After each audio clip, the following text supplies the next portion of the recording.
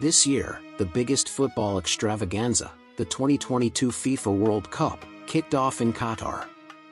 This is the first major sports tournament held by an Arab country.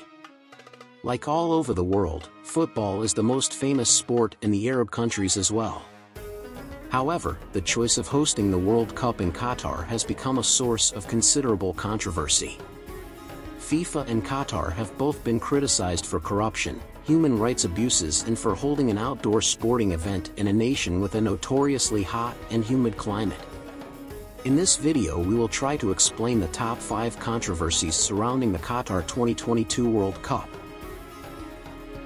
FIFA's decision in December 2010 to award the 2022 tournament to Qatar caught the world off guard, with many fans expressing surprise and more than a little doubt that a desert monarchy, whose soccer team had never qualified for a World Cup, had legitimately beat out global sporting powerhouses that made bids to host the tournament, like the United States, Japan, and Australia.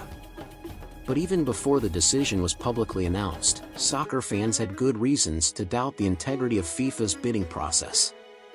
Just 2 months before FIFA was slated to announce the host for the 2018 and 2022 tournaments, the organization suspended 2 members of its 24-person executive committee, the entity tasked with choosing the host nations, who had been accused of offering to sell their votes.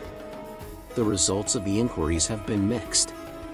Although investigators have uncovered extensive criminal wrongdoing within FIFA, they have yet to turn up a smoking gun proving that Qatari officials bribed FIFA officials, and Qatari officials have continued to deny any wrongdoing.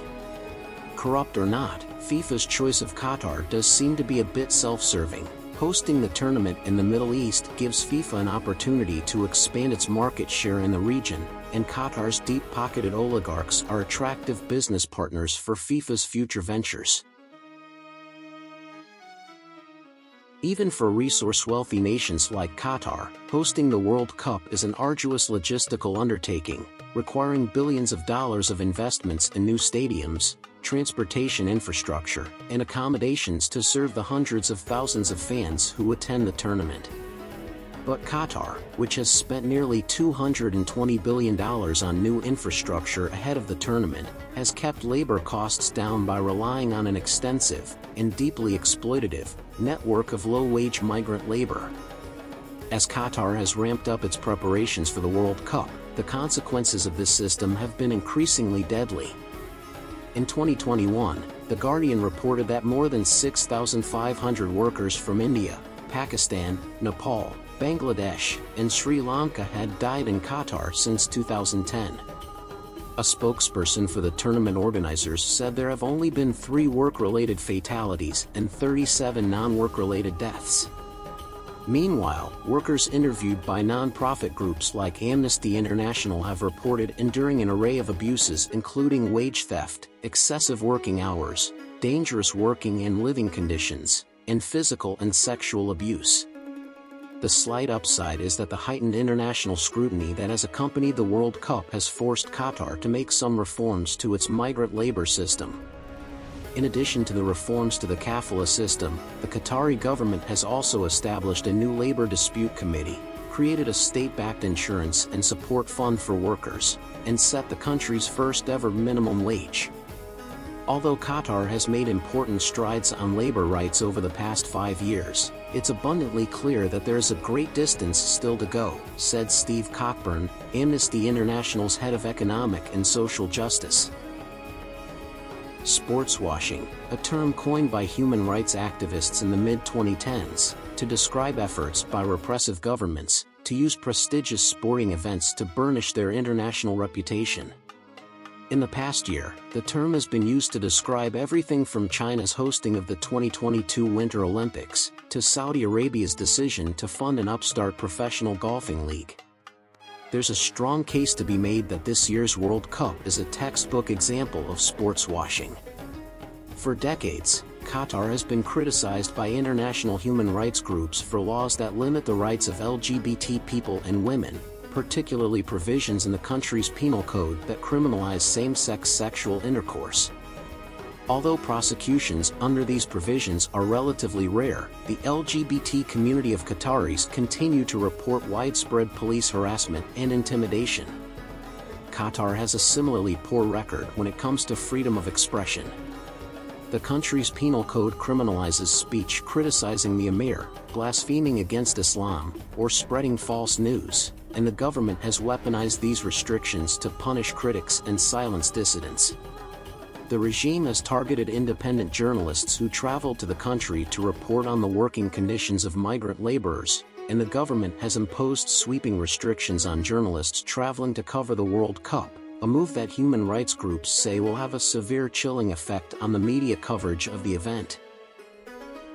In February 2022, the communications executive director at the Supreme Committee, Fatma Al-Nuaimi, stated in an interview that alcohol would be available in designated fan zones outside stadiums and in other Qatari official hospitality venues. In July 2022, it was reported that while fans would be allowed to bring alcoholic beverages into the stadiums, alcoholic beverages would not be sold inside the stadiums. However, on November 18, 2022, days before the first match, Qatar officially banned alcoholic beverages from sale within the 8 stadiums. Although expatriates may purchase alcohol, and certain businesses may sell alcohol with a permit, drinking in public is not permitted as Qatar's legal system is based on Sharia. The head of the Qatar bid delegation stated that if Israel were to qualify, they would be able to compete in the World Cup despite Qatar not recognizing the State of Israel. Israel were eliminated from FIFA World Cup qualification, and thus did not compete. Multiple Israeli reporters at the tournament reported fans from Arab nations chanting anti-Israeli slogans. Some Israelis reported that they had been escorted out of restaurants when their nationality was revealed. It was reported that Qatar went back on its word to provide cooked kosher food and public Jewish prayer services at the 2022 World Cup, banning both activities. Qatar alleged that they could not secure the safety of publicly praying Jewish tourists, whilst many foreign Jews complained that they subsequently had no food available to eat. It is estimated that 10,000 religious Jews from Israel and many more Jewish Americans are arriving to watch the World Cup in Qatar. Qatar does not officially recognize Israel, setting Palestinian statehood as a condition for that.